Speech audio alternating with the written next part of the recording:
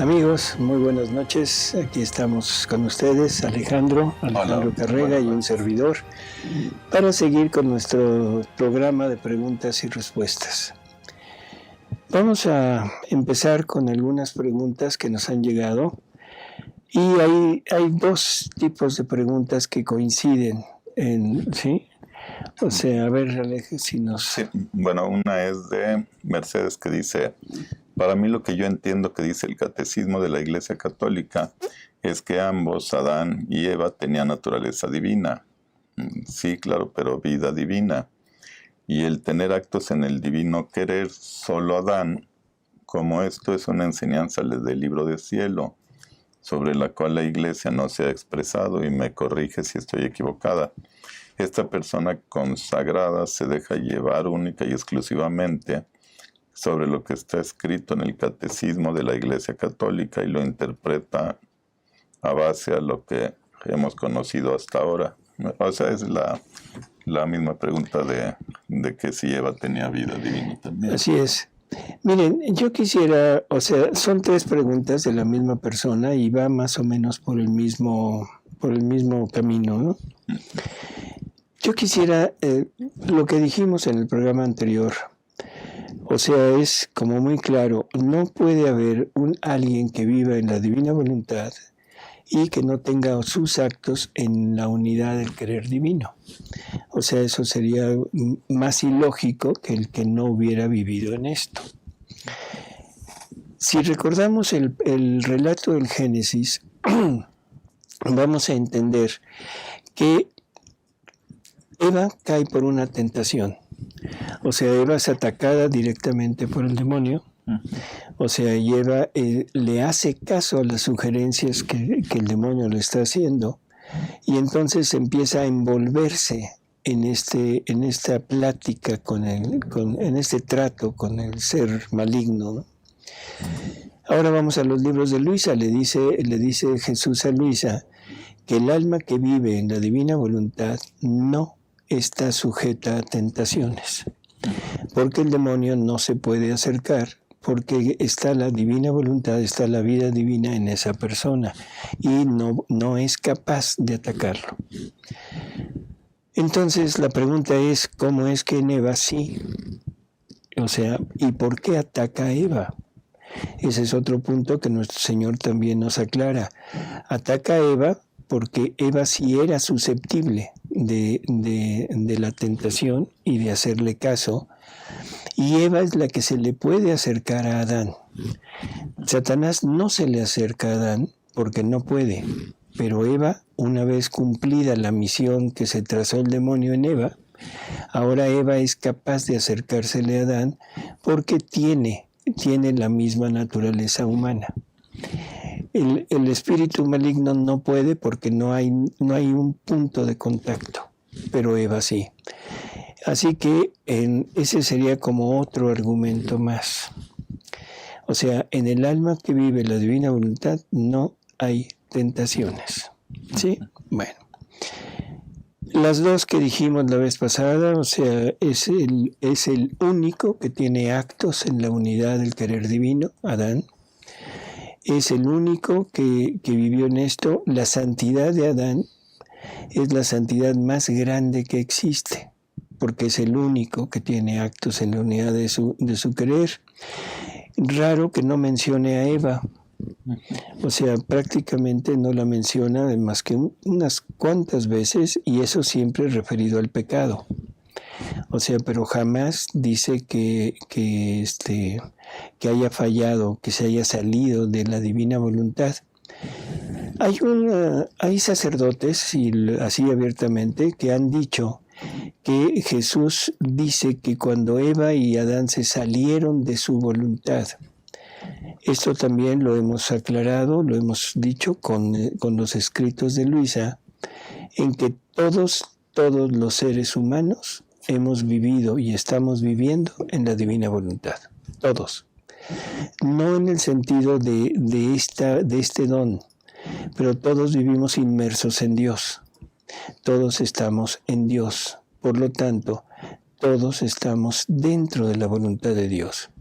Incluso el infierno el infierno está dentro de la voluntad de Dios. Porque si no estuviera dentro de la voluntad de Dios, entonces, ¿quién lo creó y quién lo conserva? ¿Sí? Todas las obras creadas por Dios tienen que tener el acto conservador de la divinidad. ¿Dónde está el infierno? ¿En algún lugar fuera de Dios? Imposible, porque si estuviera fuera de Dios, entonces Dios ya no sería infinito. Y si Dios no es infinito, entonces ya no es Dios. Por lo tanto, el infierno está dentro de la divinidad.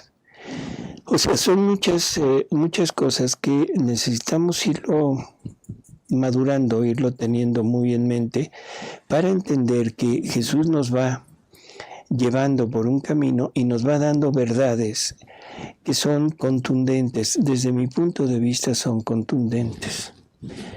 Desafortunadamente, todo lo que es la parte de la revelación en la Biblia, sobre todo el Génesis, se ha prestado a muchísimas malas interpretaciones, porque es una alegoría, o sea, no es un relato tal cual, sino es una alegoría, y dentro de esa alegoría está encerrado una enorme verdad.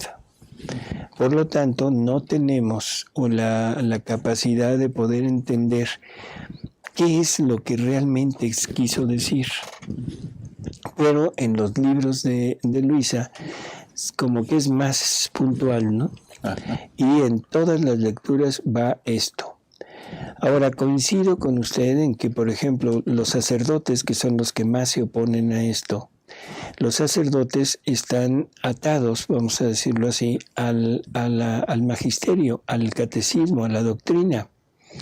Pero la doctrina nos dice que Adán y Eva participaban de la vida divina, algo así, de la santidad divina. Pero también esto parte de una, no sé cómo decirlo, de un desconocimiento, ¿sí?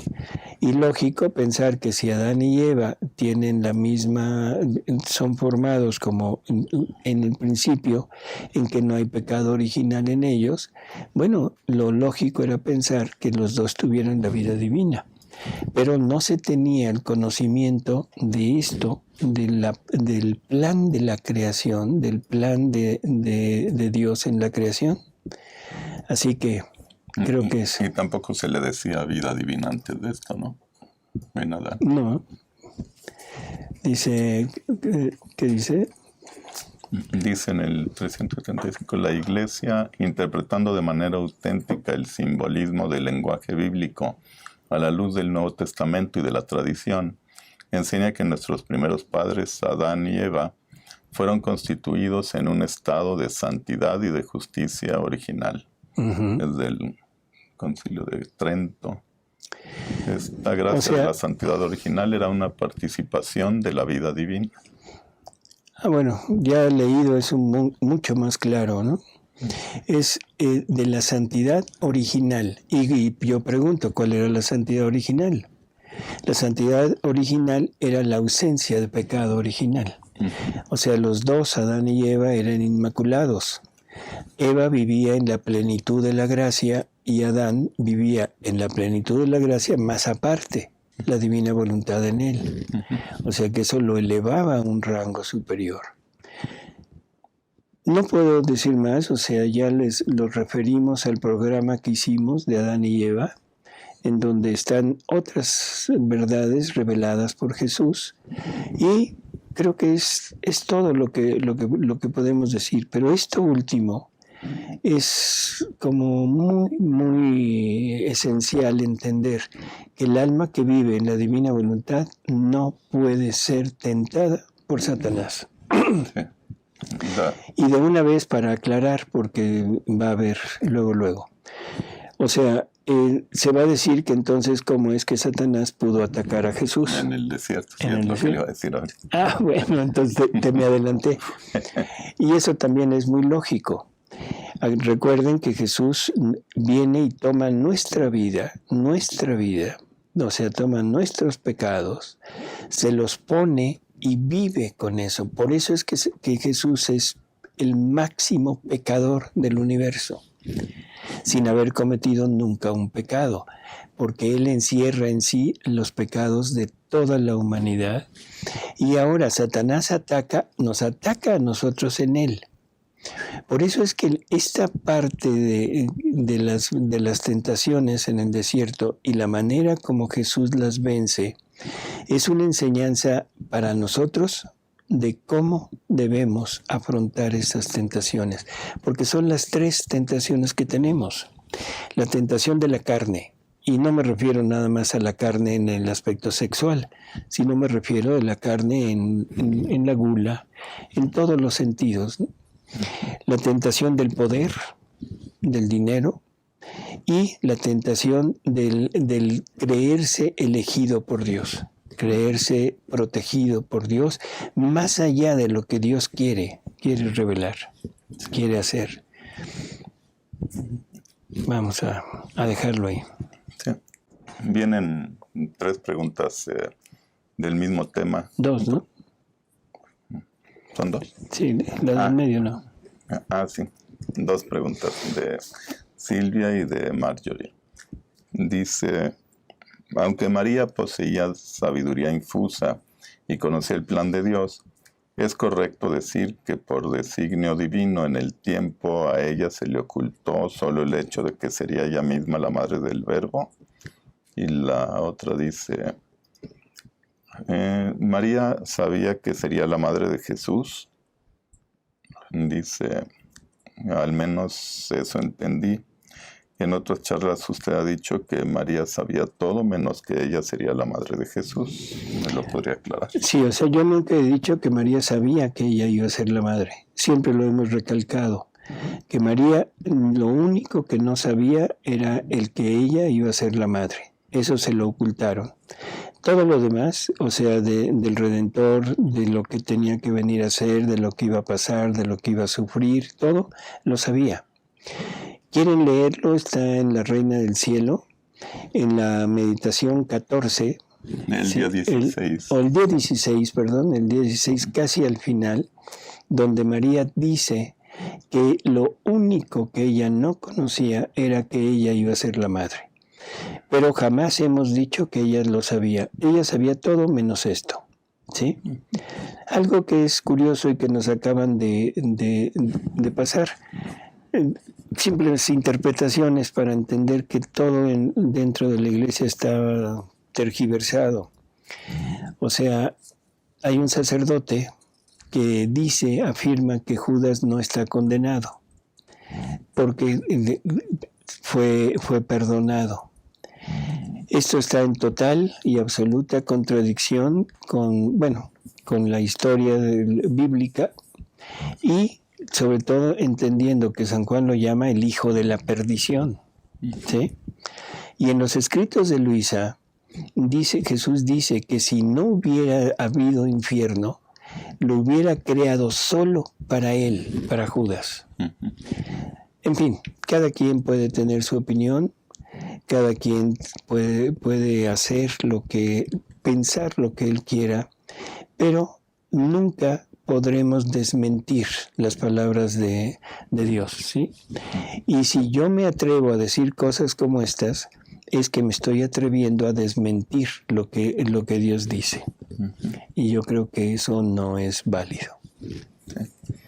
Dice Marjorie, ¿estaré haciendo mal si a una persona que no conoce mucho de Dios o está alejada le trato de mostrar a Dios o que vaya ayudándose con darle sacramentales o obsequiarle un rosario?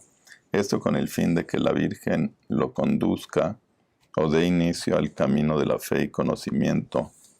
Esto porque pienso que si le hablo de divina voluntad no me entenderá y no lo va a querer conocer. Bueno, si es una persona alejada de Dios, o sea, hablarle de Dios, hablarle de conversión, hablarle de la necesidad de Dios en la vida de todos nosotros. Creo que sería lo lógico, sobre todo siguiendo el ejemplo que nos pone la Virgen. La Virgen en todas las apariciones nunca habla directamente de la divina voluntad. Y casi siempre lo que pide pues es oración, es conversión, dejen de pecar, o sea, mi hijo sufre mucho, en fin. Yo creo que es irlo adentrando en esto. Si es una persona que ya conoce, pero por alguna razón se ha alejado, bueno, podríamos entrar con verdades de la divina voluntad, sobre todo con la finalidad que Dios se trazó para el hombre, pero sin hablarle de que es una revelación nueva, sino como parte de el relato del Génesis, e irla introduciendo para ver si se va animando. No por lo que nosotros le digamos, o sea, porque no se trata de cómo le digo o qué le digo. Se trata del poder de la palabra de Dios que penetra y hace su camino en el interior de las almas, ¿no? Así que tengamos confianza en Jesús, no tengamos temor de hablar de Dios, sino hablemos de Él en la medida que la persona lo permita. No tratemos de forzarlo, de obligar, sino dejarlo como una opción, como una información. Dice, alguien preguntó que en los escritos de Divina Voluntad, ¿qué se dice sobre el ayuno? Pregunta Giovanna. Nada.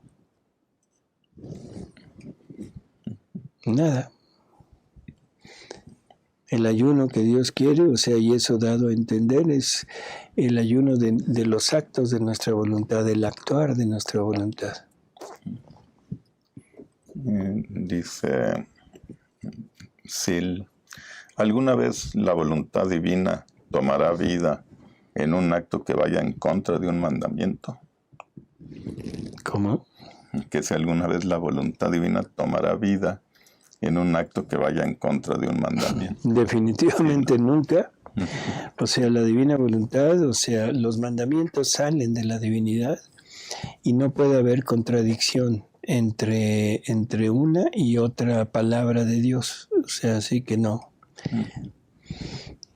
Leticia dice, doctor, escuchando unos diálogos de Guille y ustedes comentan del volumen 6 sobre los giros y me quedé confundida, pues he entendido que girar era ponerse en la creación, redención, en los actos de nuestra madre, Jesús y Luisa.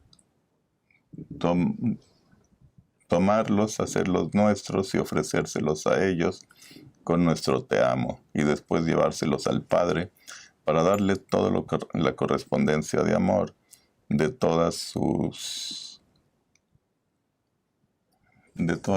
criaturas. Pero usted comentó que girar era unir nuestros actos a los de Jesús para hacer lo que Él hacía en esos momentos. ¿Cómo se debe girar? Gracias. Por eso, mire, el girar, esta palabra de girar, es cuando el alma, fundida en la divina voluntad, empieza a recorrer las obras de Dios. La base del girar, o sea, y la base del actuar de la divina voluntad es llevar a cabo un acto total, completo, ¿sí?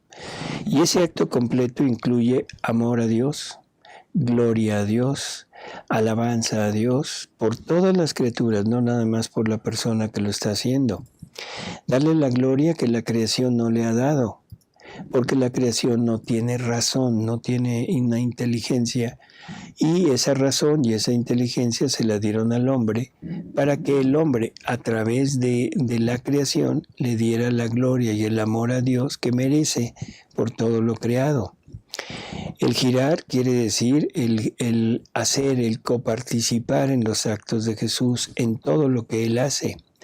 En estar en los actos de María, estar en los actos de toda la humanidad. O sea, es un acto total.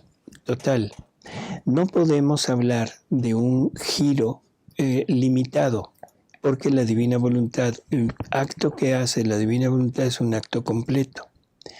Ahora, para nosotros que no tenemos esta capacidad, a veces lo podemos hacer en forma particular. y decir giro, no sé, en la creación del hombre.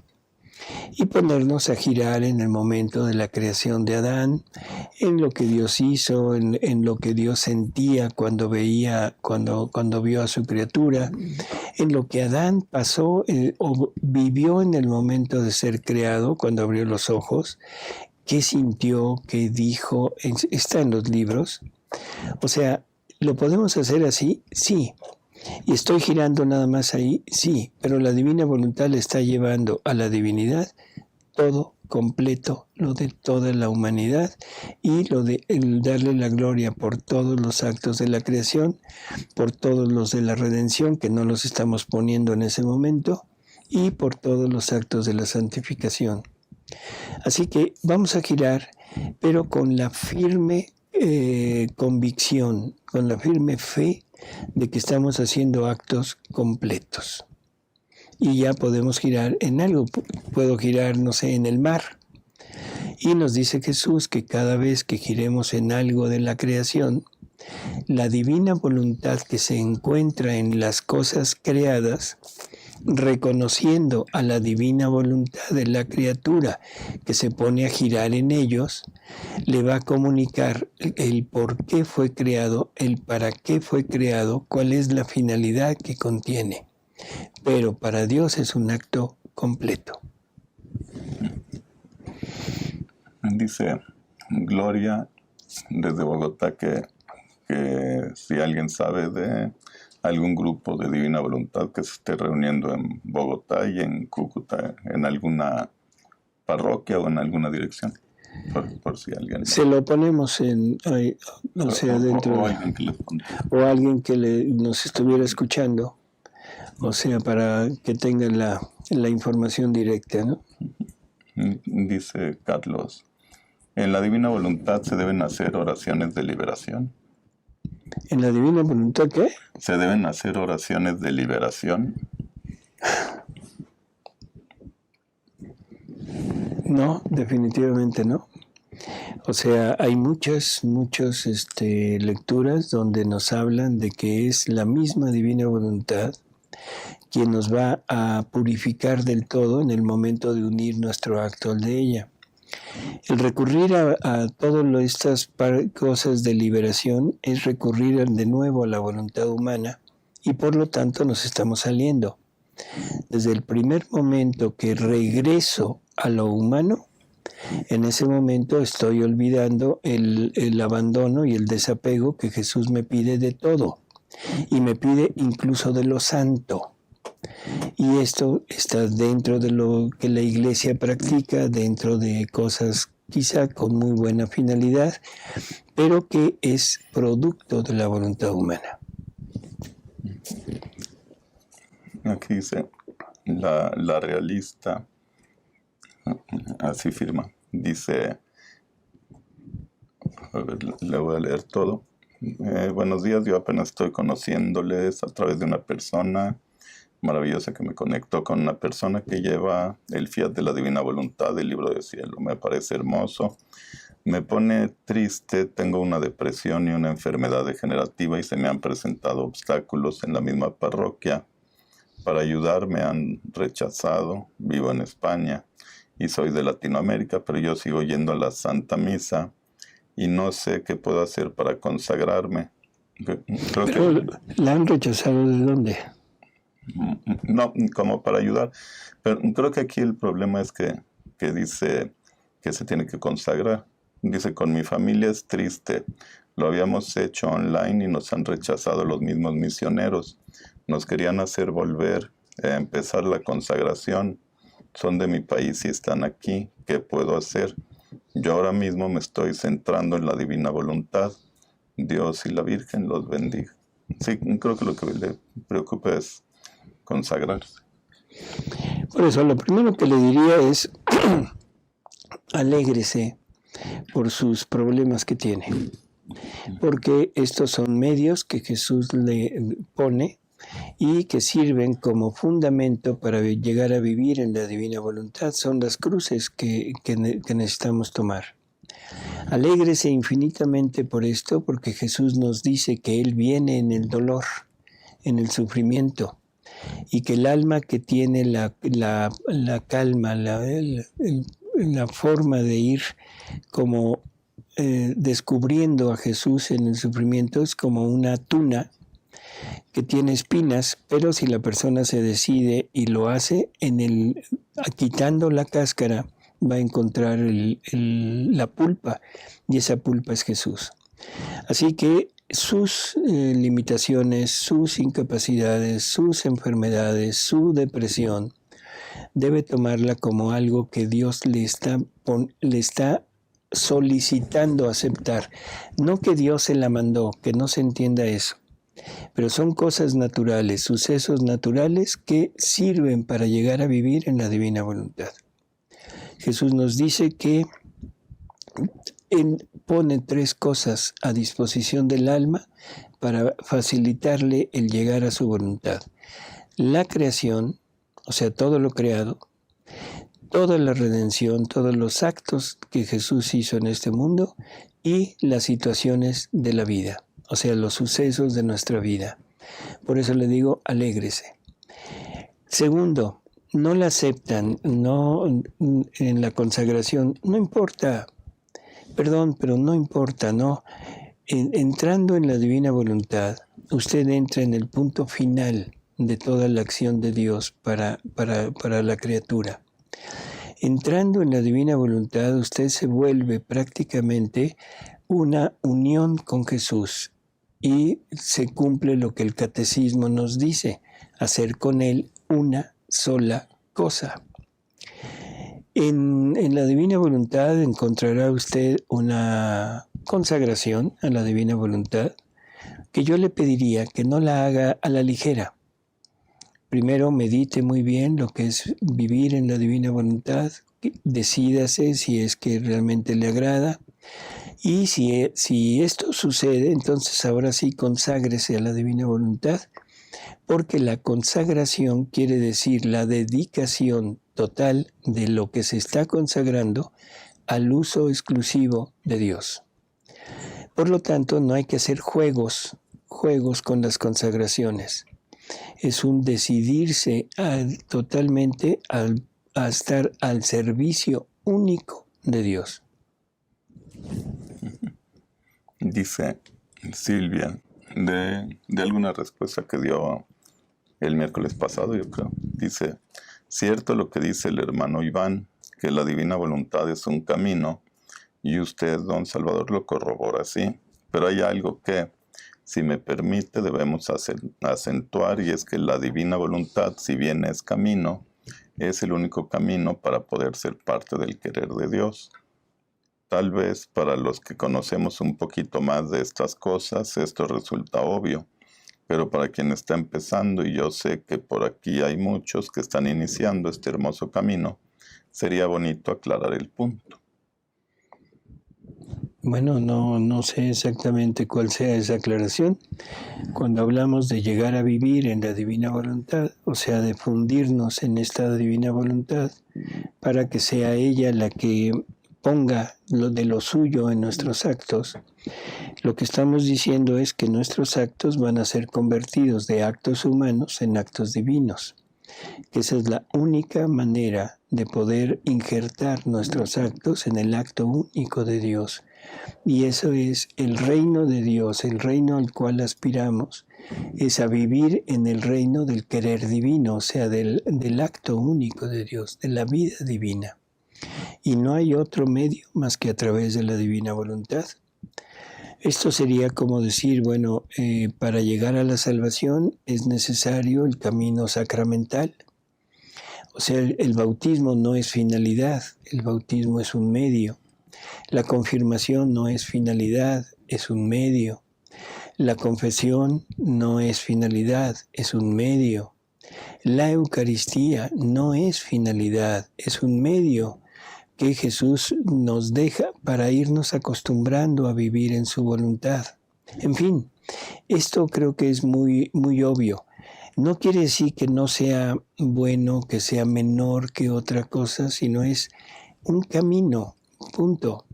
Y ese camino nos va a conducir, en el sentido sacramental, nos va a conducir a la salvación.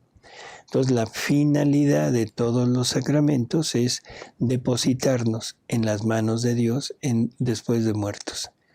Aquí la divina voluntad tiene como finalidad el incrustar nuestros actos humanos, o sea, nuestros actos humanos, convertirlos en actos divinos y poderlos unir al acto único de Dios para llevar esa vida divina en Él. A eso es a lo que me refiero con que es camino. Doctor, usted menciona que no hay peticiones en divina voluntad y en las horas de la pasión hay muchas peticiones. Lo que Luisa pide en las horas de la pasión, o sea, bueno, primero vamos a empezar por lo que Jesús pide, ¿no? Todos los sufrimientos de Jesús son para lograr algo, y lo que está queriendo lograr es ni más ni menos que el reino de la divina voluntad en las criaturas. Lo que Luisa pide es, o sea, ella quiere participar junto con Jesús de sus sufrimientos. Le pide que la convierta toda en amor para poder entender lo que está haciendo, que es emanado del amor, que le está pidiendo que le dé el reino de la divina voluntad.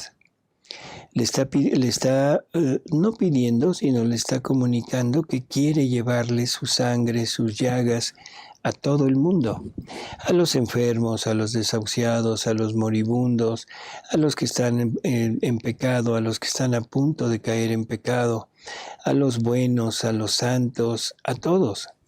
¿Qué es lo que está queriendo hacer? Llevarles todos los méritos de Jesús. ¿Para qué? Para lograr acercarlos más, evitar que se condenen y en algunos casos pedir el reino para todos, porque el reino incluye la salvación. O sea, Jesús nos dice muy claro, en mi voluntad no hay necesidades, porque mi voluntad contiene todos los bienes posibles. Lo malo es que nosotros lo interpretamos en decir, no, momento, yo no tengo todos los bienes posibles, yo soy pobre, no tengo riqueza, yo no tengo poder, yo no tengo, sí, pero nos referimos a cosas materiales. Por lo tanto, nunca interpretemos las palabras de Jesús en forma material porque nos vamos a equivocar. Vamos a interpretarlas siempre en modo espiritual. Dice,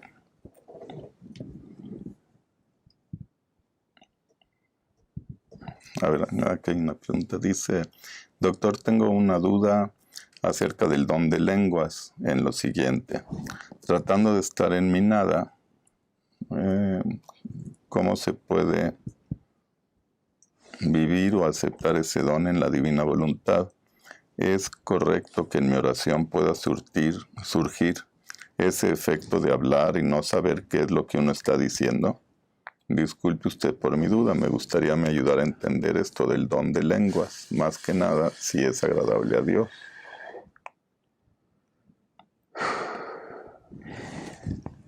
En San Pablo, no recuerdo ahorita en qué carta, creo que es Corintios. Ahorita veo. Hay toda una disertación de San Pablo sobre el don de lenguas. No define si es o no es, o sea, lo da como parte de Dios, ¿no? Pero él dice algo que es muy interesante y que ojalá que nosotros pudiéramos entender. Él dice que él prefiere 1000 veces hablar 5 palabras que edifiquen y no miles que no se entiendan. ¿De qué le sirve a Dios y de qué le sirve a la criatura que alguien hable en lenguas si nadie entiende nada? Yo no pienso, esto es cuestión mía, esto sí es mío. Yo no creo que la alabanza a Dios, que Dios mismo se alabe, porque eso es lo que estaría sucediendo, que es el Espíritu Santo quien está alabándose a sí mismo, está alabando las obras del Padre y del Hijo. Podría ser, o sea, definitivo, pero sería una autoalabanza. Y esa autoalabanza sin la participación de otra criatura, pues como que no tendría mucho significado, ¿no? Es como si Alejandro de repente empezara a alabarse a sí mismo. A ver, No, o sea, no tengo ese don. no tienes ese don. O sea, esto en realidad yo pienso que no es exacto. Yo no pongo en duda que pueda ser comunicación del Espíritu Santo, sí, pero siempre que haya un don de lenguas debería de haber un don de interpretación, no nada más la lengua porque no sirve de nada. En la divina voluntad esto no se da para nada. Es en Corintios, en el capítulo 14, en donde San Pablo habla muy bien sobre, lo desmenuza. No vamos a llegar a ninguna conclusión porque a veces se pone a favor y de repente se pone en contra. Pero se pueden sacar conclusiones agradables de esto. Entonces consulta esta carta a los Corintios, en el capítulo 14, pero en la divina voluntad, hasta donde sabemos, no. Si Luisa, y esto por favor que se entienda, Luisa tiene que llegar al culmen de la santidad humana. Si la santidad humana incluye el don de lenguas, Luisa debería de haber tenido el don de lenguas. Y hasta donde sabemos, no lo tuvo. Por lo tanto, no entraría dentro de este contexto de santidad humana. No se apure, dedíquese a la divina voluntad y en eso lo tiene todo, lo contiene todo. Así que no hay problema.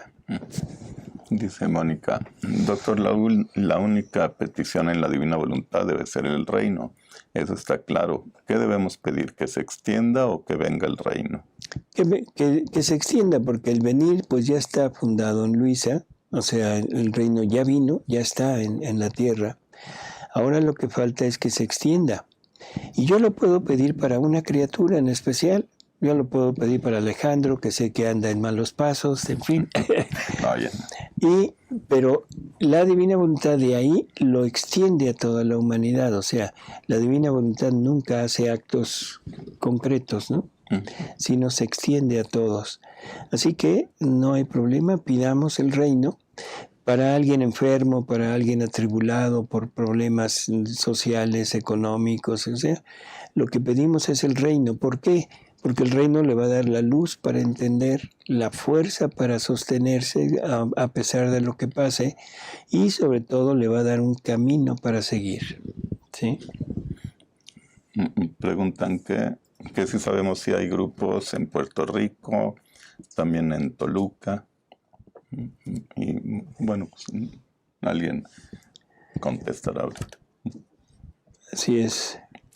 Se pueden comunicar con esta persona que está abajo en la respuesta de Tercer Fiat, con la señora Marta Reynoso, porque ella conoce a muchísimas personas de provincia y del extranjero en donde hay grupos. Probablemente ella pudiera aclararle su pregunta. Dice Carlos, doctor, por favor, ¿podría ampliar un poco más el concepto de santa indiferencia? Santa indiferencia. O sea, bueno, ¿qué es la indiferencia? Nada me preocupa, nada me alarma, nada me mueve. No importa lo que esté pasando. O sea, si en un momento dado, o sea, yo tengo problemas, los que sean, los vivo con la santa indiferencia. O sea, no me preocupan, no me ocupan más que preocupar, o no me ocupan. Y simplemente los vivo dándole vida a la divina voluntad en ellos. Si tengo gozos, si tengo alegrías, si tengo cosas positivas, también las voy a recibir con santa indiferencia. No voy a estar feliz, alardeando y diciendo, ahora sí ya, como aquel hombre del Evangelio, ¿no?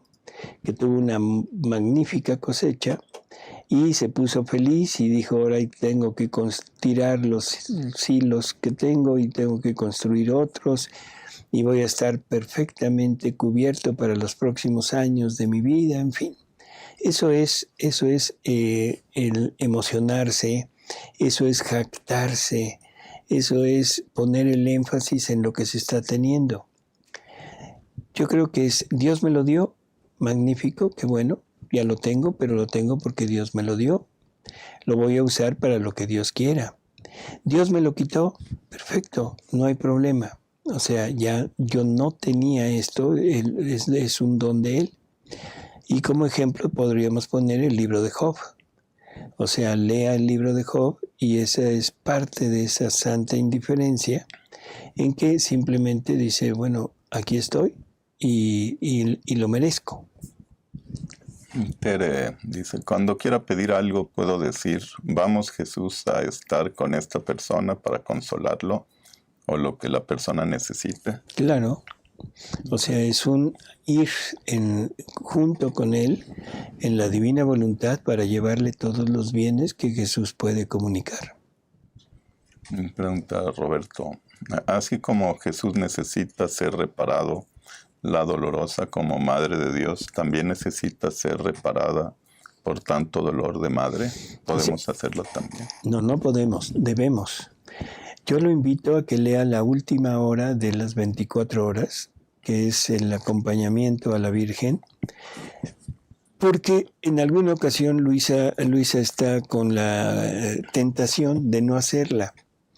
Y Jesús le dice, no, espérate, es importantísimo porque tienes que reparar a mi madre, tienes que acompañarla en su sufrimiento. Y aparte en los escritos también está, ¿no? María sufre por nosotros, María lleva la misma pasión de Jesús por nosotros y lo que debemos hacer es simplemente el acompañarla y reparar, darle el amor que la humanidad no le da. Y en la actualidad, todas las ofensas y todos los menosprecios y toda la indiferencia que los hermanos separados le dan. Debe ser tremendo para ella que sus hijos la traten de esa manera, ¿no? Entonces, necesitamos, no podemos, debemos hacerlo. Dice Hilda, leyendo en el volumen 1, en el número 51, Jesús le propone a Luisa ofrecerse como alma víctima por la salvación de un alma, tomando sobre Luisa las penas que esa alma merecía por sus pecados. Jesús no solamente prometió a Luisa salvarle el alma, sino que lo mantendría en vida. Mi pregunta, si nosotros llegamos a vivir verdaderamente en la divina voluntad, ¿haríamos lo mismo? ¿Ofrecernos como víctimas por la salvación de algunas almas en pecado grave? La voy a remitir nuevamente al inicio de esta lectura. Jesús le pide. Jesús le pide. Entonces, si Jesús le pide a alguien que viva en la divina voluntad que se ofrezca o que haga algo, adelante. ¿Cómo se lo va a pedir? O sea, no esperemos una locución como con Luisa, no esperemos una comunicación sensible como Luisa, pero en una moción interior sí. Moción interior que a veces se puede transformar en voz interior. No es una voz audible, pero es una voz que se entiende. Si Él, en la divina voluntad, nosotros vamos a hacer lo que tengamos que hacer en nuestra vida normal. Y en ocasiones Jesús pedirá algo algo especial y algo que todavía no alcanzamos a asimilar. No entender, porque sí lo entendemos, pero asimilarlo. El alma que vive en la divina voluntad es víctima completa, total, porque no es víctima de sufrir la crucifixión contra esclavos. No es víctima de sufrir los latigazos que le dieron a Jesús o las espinas que le clavaron, sino es un clavo por cada acto de nuestra voluntad. Por lo tanto, el alma que vive en la divina voluntad es una víctima total, completa, en que ni siquiera se puede mover, ni siquiera se puede quejar. Es una víctima total. Por lo tanto, estamos sufriendo esa crucifixión que unida a la crucifixión de Jesús obtiene los méritos del sufrimiento de Jesús y son aplicables a todas las almas. Dice Familia Fragoso, voy por el volumen 31, pero desde el volumen 18, cada vez que quiero leer siento una pesadez y me cuesta leer. ¿Eso es normal? ¿Qué le diré? Puede ser normal o puede ser no normal. ¿A qué me refiero? Puede ser normal por varias razones. Primero, un ataque del enemigo. O sea, el enemigo lo último que quiere es que nos adentremos en la divina voluntad. Eso es seguro. Y lo dice Jesús, odia tanto a la divina voluntad que hace lo imposible porque las criaturas no entren, no crean en ella. Y eso pone impedimentos, pone reflexiones personales, pone mil cosas, pone sueño, pone tedio, en fin. Entonces podría ser por ahí. Podría ser también que no ha entendido todavía, o sea, lo que quiere decir esto, y entonces su alma ya no alcanza a comprender lo que está leyendo, porque ya en estos libros, en el volumen 31, ya pasó todos los 20, que son una verdadera apoteosis de verdades sobre lo que es el vivir en la divina voluntad. Entonces yo le diría, no se preocupe, trate de regresar a los primeros libros, léalos con calma y sobre todo póngase en presencia de Jesús y para ver qué es lo que está pasando. Si es del enemigo, olvídelo, eso se le va a quitar, simplemente desprécielo. Recordemos que el enemigo es palabras de Jesús, una vil lombriz. Vil lombriz. Dice Marjorie, acabo de renunciar a un grupo de oración y adoración al que pertenecía, porque así ya no me sentía tranquila. Me costó mucho hacerlo y aún me duele.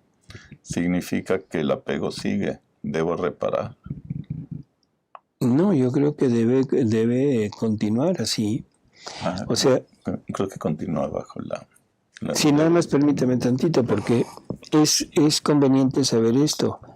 O sea, Jesús nos promete que si realmente vivimos en su voluntad y nos rodeamos de la fe de que esto es real, Él nos va a conceder gozos, Él dice gozos espirituales.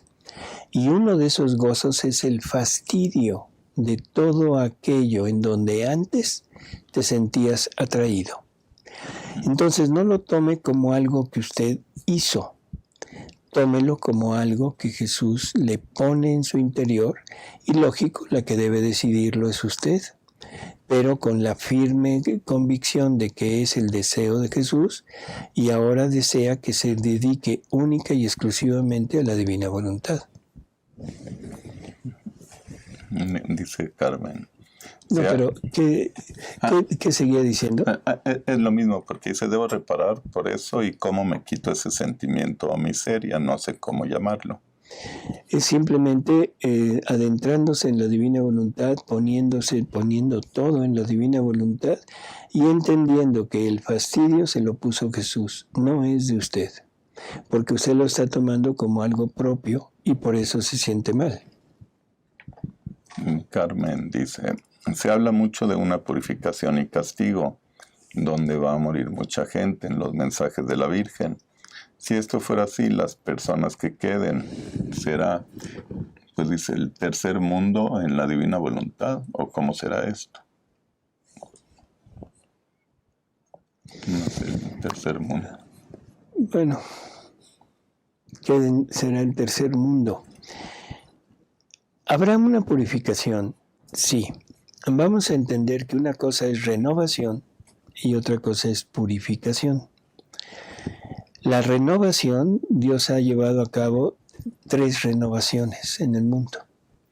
La primera fue con el diluvio, la segunda fue con la redención, con la presencia de Jesús aquí en la tierra, y la tercera, le dice a Luisa, la tercera renovación la estoy preparando ahorita, porque será el dar a conocer cómo interactuaba mi voluntad con la voluntad divina, el cómo todo quedaba unido.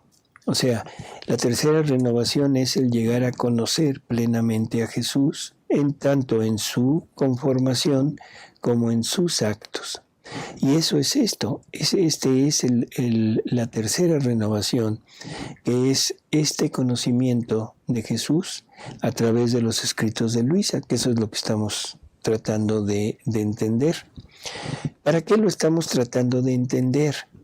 Porque San Juan nos dice que solamente llegaremos a nuestra finalidad cuando veamos a Jesús tal cual es.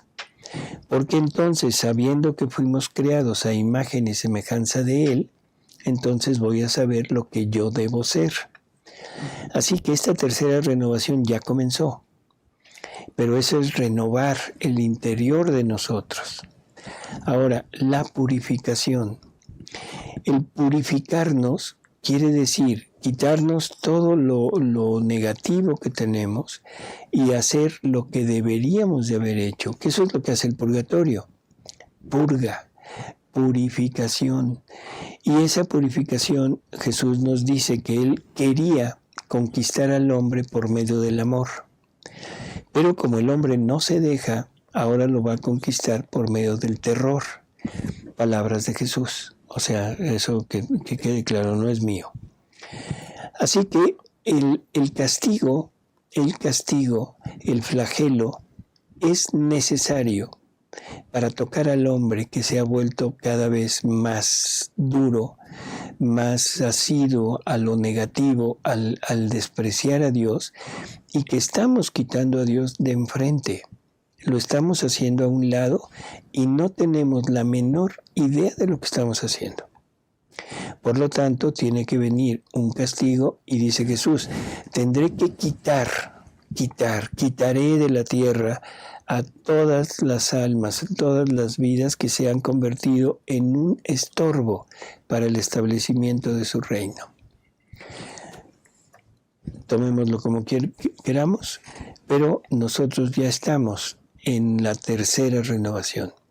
Y si les sirven de consuelo, él dice que la divina voluntad y la Virgen van marcando a sus hijos, igual que en el Éxodo, allá en la salida del pueblo judío de Egipto, las personas marcaban su puerta con la sangre de un cordero, y el ángel del exterminio, donde veía esa marca, pasaba de largo, no castigaba. Lo mismo está sucediendo ahora.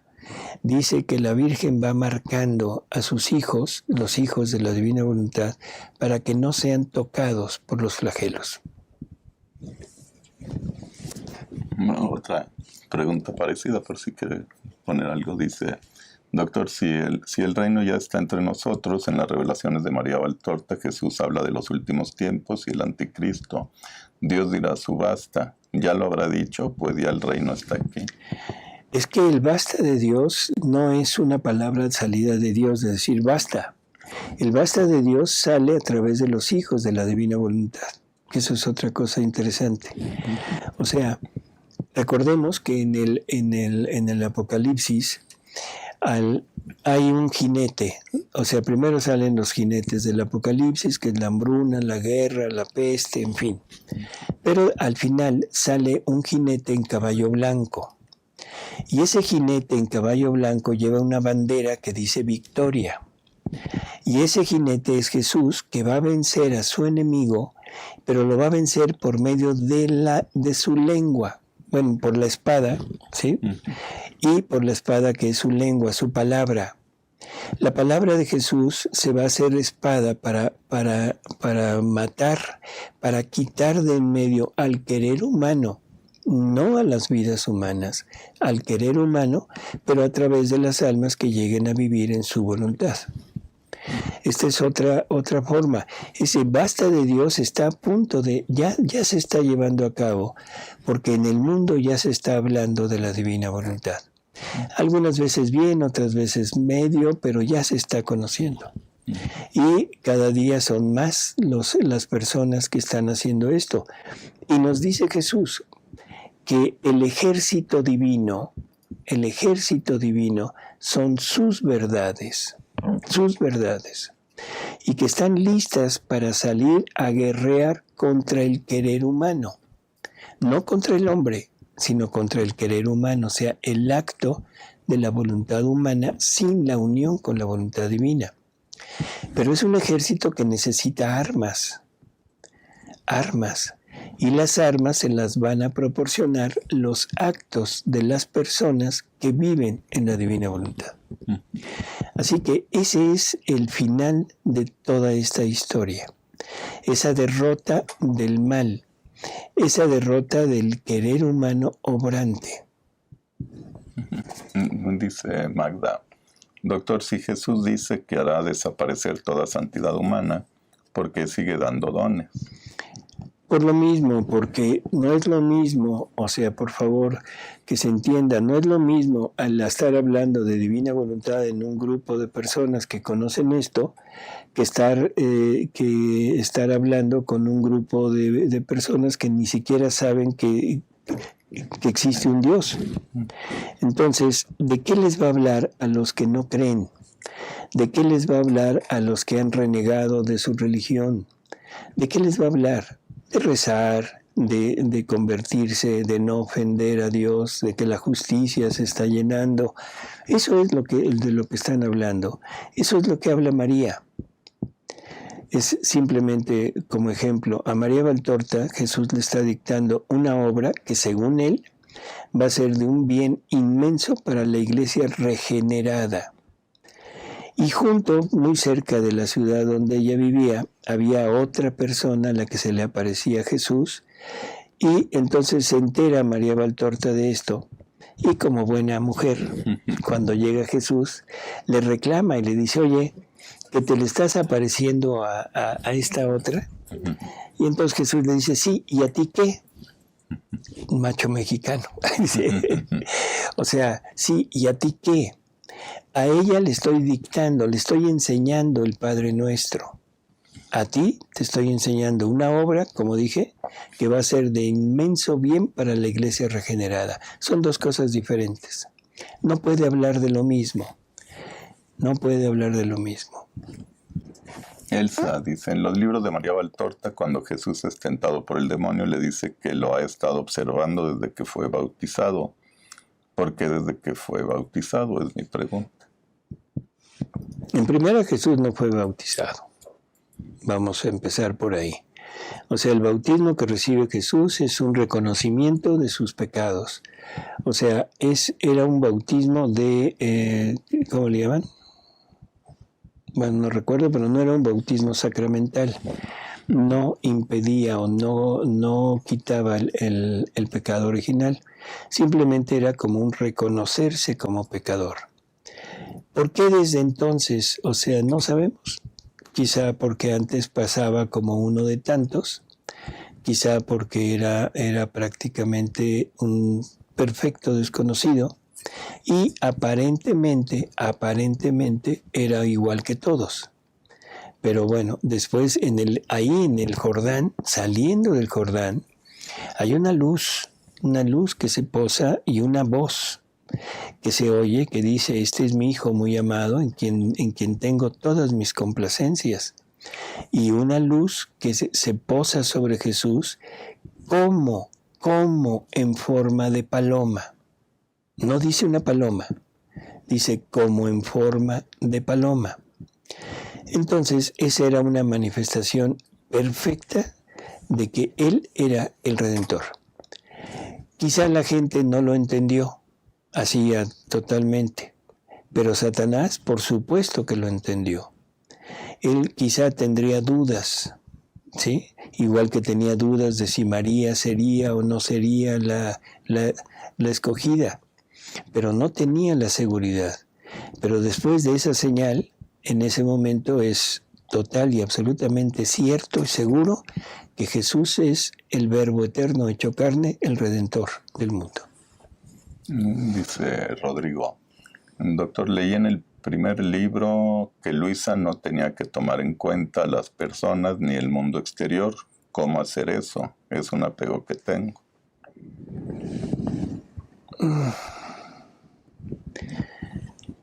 Hemos hablado mucho de cómo tratar con el mundo exterior. El mundo exterior, o sea, todo lo que me hagan, todo lo que me suceda, lo debo tomar como como algo que Jesús me comunica. ¿Me hacen un daño? ¿Me hacen mal? Es Jesús que me está compartiendo a través de ese prójimo, me está compartiendo sus sufrimientos. Porque lo mismo que me están haciendo a mí es lo que le están haciendo a él. Y me lo está compartiendo por varias razones. Primero, para aumentar la semejanza con él. Benditos sufrimientos. Segundo, para entender lo que él está pasando por medio de la humanidad y para repararlo. Así que ahí tenemos una forma de poder entender el porqué y con eso ya no voy a quedar resentido con la persona. En ese momento se pierde, incluso quedaría agradecido en un momento dado porque me está trayendo un don de Dios. Si me hacen un bien, lo mismo, no voy a agradecerlo a la persona porque la persona es nada más el mensajero. Esa persona está dándome un don que Dios me está queriendo mandar y se lo debo agradecer a Él, debo estar totalmente agradecido por eso y darle a la persona que me lo da el reconocimiento de ser el mensajero. Con eso tampoco quedo atado a la persona. Nosotros hemos vivido toda nuestra vida atados al mundo. Atados por el agradecimiento, atados por el resentimiento, pero siempre estoy atado. Y Jesús lo que quiere es desatarme no a hacer más ligues con la humanidad, sino con Él. Y mientras yo tome a las personas sin Dios, sin Jesús, quedaré atado a la persona. Si lo tomo en Jesús, estoy atado a Jesús, no a la persona. Y en cuanto al afecto, al amor a las personas, siempre debemos ver en la persona a un Jesús glorioso, a un Jesús contento, a un Jesús sufriente en los malos, a un Jesús agonizante en los perversos, pero a un Jesús, no a la persona. Hay una pregunta ahí que dice de Roberto Madrigal, que dice que no se leyó su pregunta, ¿no? En ese momento no se había leído, ¿sí? Pero después sí. Perfecto, entonces ya. Dice Carlos, doctor, ¿el reino de la divina voluntad es el mismo reino del Inmaculado Corazón de María? Podríamos decir que sí, María es la reina del reino de la divina voluntad. Jesús nos dice que el reino de la divina voluntad es el reino de María. Jesús nos dice que María está reclutando a sus hijos que van a vivir en su reino. Así que sí, prácticamente es como el reino de María. Y ya la última pregunta dice Elsa. El ejército de los hijos de la divina voluntad se refiere a lo espiritual, ¿verdad? No a lo material. Por supuesto. O sea, por eso dijimos que el ejército son sus verdades. Y las verdades no son cosas materiales, ¿no? Ya fueron todas las preguntas. Bueno, pues amigos, muchas gracias por haber estado con nosotros. Alejandro, gracias. Gracias a usted. Y pues nos vemos aquí en el próximo programa. Y gracias por sus saludos y comentarios a todos. Buenas noches. Hasta luego. Hasta luego.